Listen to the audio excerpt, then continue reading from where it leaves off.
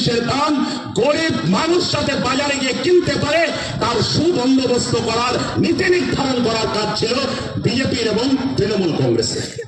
রাজ্যের মুখ্যমন্ত্রী মমতা বন্দ্যোপাধ্যায় সেই উড়িষ্যা উত্তরপ্রদেশের বিজেপির শাসককে চোখে চোখ রেখে বলতে পারে না যে ওরা আমার এই সালার এলাকার মানুষ, ওরা মুর্শিদাবাদের মানুষ, ওরা আমাকে ভোট দিয়ে নির্বাচিত করেছে, কোন স্পর্ধায় তুমি ওদেরকে বাংলাদেশি বলছো? এ কথা বলতে পারছেন না মমতা বন্দ্যোপাধ্যায়, একথা বলতে পারছেন না তৃণমূল কংগ্রেস। কারণ তৃণমূল কংগ্রেসের ওই নিজের ভাইপোকে আর তার চোর মন্ত্রিসভাকে বাঁচানোর জন্য টিকিটা বাঁধা আছে মমতা বন্দ্যোপাধ্যায় নরেন্দ্র মোদীর কাছে। আগামী 4-5 মাস 6 মাস পরে একটা বিধানসভার নির্বাচন হবে এবং সেই নির্বাচনটা কি কি বিষয় নিয়ে হওয়ার কথা ছিল? 26 সালের বিধানসভা নির্বাচন কি কি বিষয় হওয়ার কথা ছিল?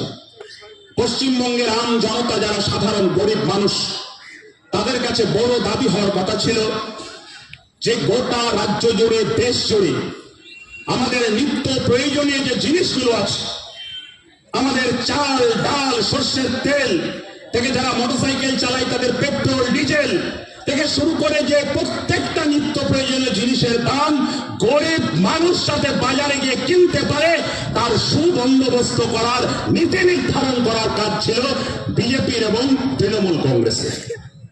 এই নির্বাচনে দাবিটা হওয়া উচিত ছিল, এই নির্বাচনে দাবি হওয়া উচিত ছিল যে গোটা রাজ্য জুড়ে যুব সমাজের হাতে কাজ নেই, তাদের খালি হাতে কাজ নেই, তাদের ভোখা পেটে ভাত নেই। তাই খালি হাতে কাজ নেই, ভোখা পেটে ভাত নেই বলে আজকে সুদূর ভরতপুরে আলোকগ্রাম থেকে শুরু করে, তালগ্রাম থেকে শুরু করে, সালারের শালু খানেরা, সরমস্তাপুর থেকে শুরু করে সোনারন্দি, এই বিস্তীর্ণ গ্রামান্তরের এলাকার যুব সমাজ তাদের ঠিকানা হয়েছে সালার স্টেশনে ট্রেন ধরে সাঁতরাগাছি যায়, আর সাঁতরাগাছিতে রাত জেগে দাঁড়িয়ে ট্রেন ধরে তারা কেউ কেরালায় যাচ্ছে রাজমিস্ত্রির কাজ করতে, কেউ বেঙ্গালোরে যাচ্ছে কাজ করতে, কেউ উত্তরপ্রদেশে যাচ্ছে, মধ্যপ্রদেশে যাচ্ছে ফেরিওয়ালার কাজ করতে। মমতা বন্দ্যোপাধ্যায় এই 12, 13, 14 বছরে গরিব মানুষদের কাজের কোনো বন্দোবস্ত করতে পারেনি। আর প্রতিদিন এই রাজ্যগুলোতে যেখানে বিজেপি ক্ষমতা আছে, উড়িষ্যার মতো রাজ্য, মধ্যপ্রদেশের মতো রাজ্য, সেই রাজ্যগুলোতে প্রতিদিন আপনার সালার এলাকায় হতে পারে, মুর্শিদাবাদের হতে পারে, গোটা বাংলার সেই গরিব মানুষরা, যে গরিব মানুষরা বাংলা ভাষায় কথা বলে, কেউ নামে মুসলমান, এই মানুষগুলোকে সেই সমস্ত রাজ্যে বারে বারে আক্রমণ করা হচ্ছে। কিসের জন্য আক্রমণ করা হচ্ছে? তারা নাকি বাঙালি, তারা নাকি বাংলাদেশ থেকে এসেছে। কিন্তু আমাদের রাজ্যের মুখ্যমন্ত্রী মমতা বন্দ্যোপাধ্যায়, তাদের কি দায়িত্ব ছিল? তৃণমূলের এমপিদের কি দায়িত্ব ছিল? তৃণমূলের এমপি মমতা বন্দ্যোপাধ্যায় মুখ্যমন্ত্রী, এদের দায়িত্ব ছিল, ভাবুন একবার, যদি সালারের একজন সাধারণ মানুষ যদি উড়িষ্যাতে ফেরির কাজ করতে গিয়ে সেখানে বাঙালি হওয়ার অপরাধে যদি তাকে আক্রান্ত হতে হয়, তাহলে কেন এই লোকসভার সাংসদ ইউসুফ পাঠান, এই বিধানসভার বিধায়ক থেকে শুরু করে রাজ্যের মুখ্যমন্ত্রী মমতা বন্দ্যোপাধ্যায় সেই উড়িষ্যা উত্তরপ্রদেশের বিজেপির শাসককে চোখে চোখ রেখে বলতে পারে না যে ওরা আমার এই সালার এলাকার মানুষ, ওরা মুর্শিদাবাদের মানুষ, ওরা আমাকে ভোট দিয়ে নির্বাচিত করেছে, কোন স্পর্ধায় তুমি ওদেরকে বাংলাদেশি বলছো? এ কথা বলতে পারছেন না মমতা বন্দ্যোপাধ্যায়, একথা বলতে পারছেন না তৃণমূল কংগ্রেস। কারণ তৃণমূল কংগ্রেসের ওই নিজের ভাইপোকে আর তার চোর মন্ত্রিসভাকে বাঁচানোর জন্য টিকিটা বাঁধা আছে মমতা বন্দ্যোপাধ্যায় নরেন্দ্র মোদীর কাছে। আমরা বলছি এই নির্বাচনের আগেই বাংলার যুব সমাজদের দাবি ছিল যে প্রত্যেকটা সরকারি দপ্তরে শূন্য পদগুলোতে চাকরির জন্য নিয়োগ করা। কিন্তু আমরা কি দেখেছি? তৃণমূলের আমলে কোটি কোটি টাকা তৃণমূলের নেতারা লুট করেছে। পার্থ চট্টোপাধ্যায় তার বান্ধবী থেকে শুরু করে এই রাজ্যের এই জেলার তৃণমূলের নেতাদের মাধ্যমে, আর গরিব মানুষ, যুব সমাজ, মেধা সমাজ, তাদেরকে চাকরি থেকে বঞ্চিত করে তাদের আত্মীয় স্বজনার টাকার বিনিময়ে চাকরি বিক্রি করে একটা যুব সমাজ, একটা জেনারেশনকে, একটা প্রজন্মের সঙ্গে বেইমানি করেছে এই মমতা বন্দ্যোপাধ্যায়।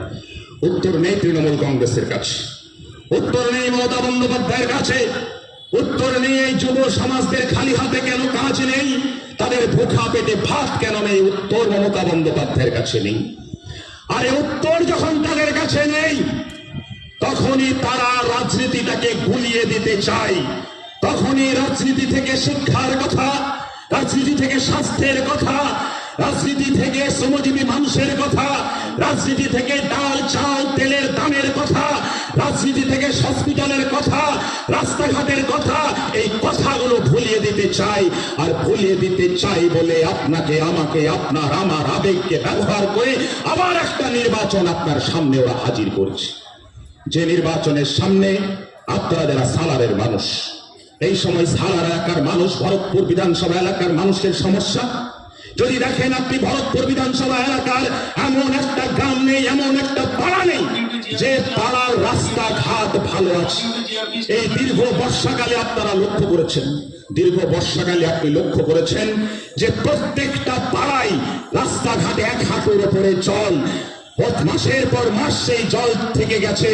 আর সেই জলের উপর দিয়ে তৃণমূলের যারা দুর্নীতিগ্রস্ত নেতা, তারা কালো স্করপিও এসইউভি গাড়ি নিয়ে চলে গেছে, কিন্তু সালার এলাকার গরিব মানুষকে ওই নোংরা জলের উপরে গোটা বর্ষাকাল ভাবতে হয়েছে।